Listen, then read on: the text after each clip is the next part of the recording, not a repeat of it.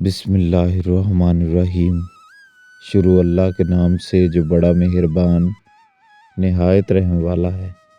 تمام دوستوں کو عدنان اسلم کی طرف سے السلام علیکم۔ میٹھا زیادہ کھانے سے بڑھاپا جلدی آتا ہے۔ لہسن اور نمک دونوں کو مکس کر کے دانتوں پر لگاؤ، دانت دودھ جیسے سفید ہو جائیں گے۔ اگر آپ معدے کی تکلیف سے بچنا چاہتے ہیں، کھانے کے دوران پانی نہ پئیں۔ شہد کے سوا میٹھی چیز میں زہر موجود ہے اور زہر کے سوا ہر کڑوی چیز میں شفا ہے۔ دہی کھانے سے چربی پگھلتی ہے۔ بخار کے مریضوں کے لیے سیب سے بہتر کوئی پھل نہیں ہو سکتا۔ دودھ گرم کر کے پینے سے ہڈیاں مضبوط ہوتی ہیں۔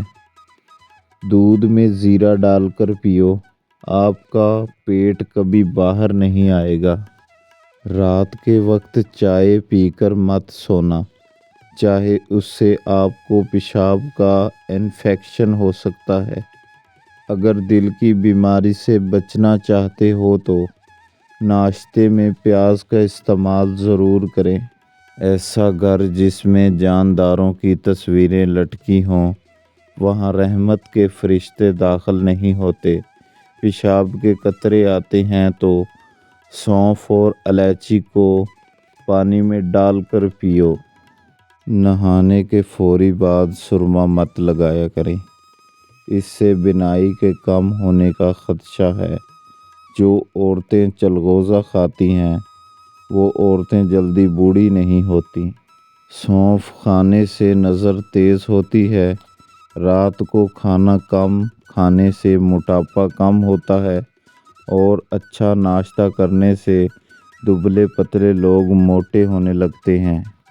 پودینے کے استعمال سے سر درد کا خاتمہ ہوتا ہے۔ یہ پھیپھڑوں کے سوجن کو دور کرتا ہے اور دل کے مریضوں کے لیے فائدہ مند ہے۔